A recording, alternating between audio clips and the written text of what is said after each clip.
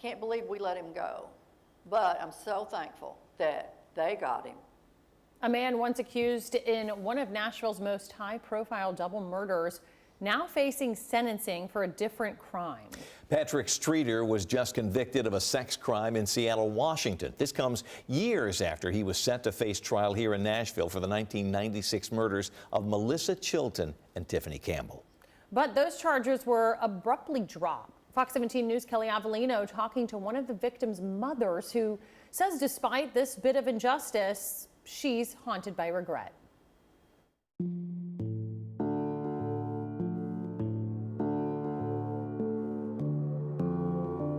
It's been nearly 3 decades since two 18-year-old lives were heinously ended.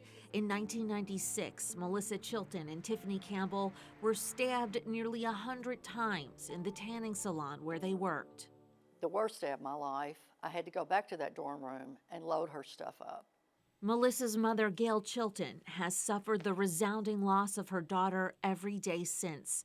A call made by Tiffany to her grandmother the evening before she was killed would be her last.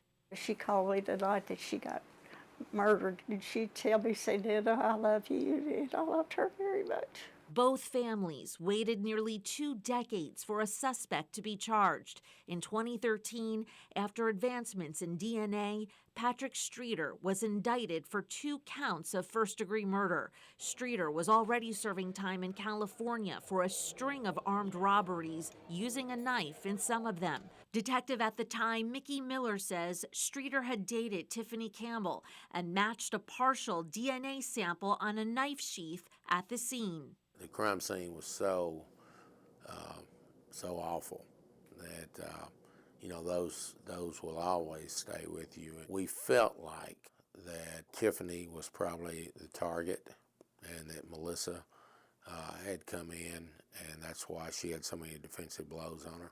A witness says Streater also came into the tanning salon the night before, visibly upset, looking for Tiffany. 2 years ago, I sat down with Patrick Streater, who still lived in Nashville at the time. Where were you the day that Melissa Chilton and Tiffany Campbell were murdered? Yeah, I was at my mother's apartment. They said they had witnesses that said you had gone to the salon the day before looking for Tiffany. Yeah. Did you? I believe I did, yeah.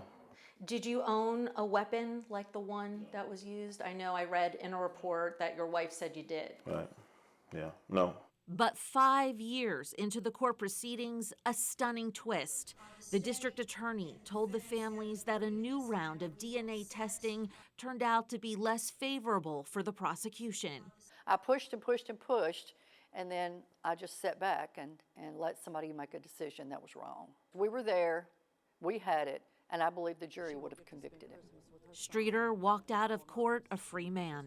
And that was the biggest mistake I've ever made, the biggest one. Tiffany's mother, who was also in court that day, died that night of a heart attack. But 6 years later, in January of 2024, police arrested Streater again, this time in Seattle, for attempted rape. That didn't surprise me at all. Court documents say the woman escaped Streater's car half naked using pepper spray, screaming that someone was trying to rape her. She said that Streater threatened, "I'll break your expletive face," while holding her down in the back seat. After more than a year in jail, Streater agreed to plead guilty to second-degree assault and unlawful imprisonment with sexual motivation. He's now facing nearly a decade in prison and will have to register as a sex offender for the rest of his life. I'm really thankful that someone took him off the street. I wish we had gotten him 7 years ago. I feel guilty because I feel like I should have pushed harder at that time. I asked the Nashville District Attorney's Office for a response. A spokesperson says the double homicide case is still open and that they want to be certain the evidence is strong enough since the defendant can't be tried twice. Nashville prosecutors also checked in with Seattle police to see if there were any similarities in the cases, but they wrote me in an email there was nothing substantial enough to move forward on this end. I can't believe we let him go, but I'm so thankful that they got him.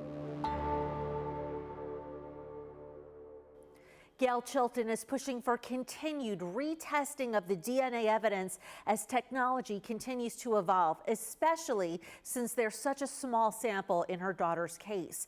Streater's official sentencing is scheduled for next month. We're going to continue to follow his case and keep you updated on what the judge rules. I'm Kelly Avellino for Fox 17 News, your Code Red station.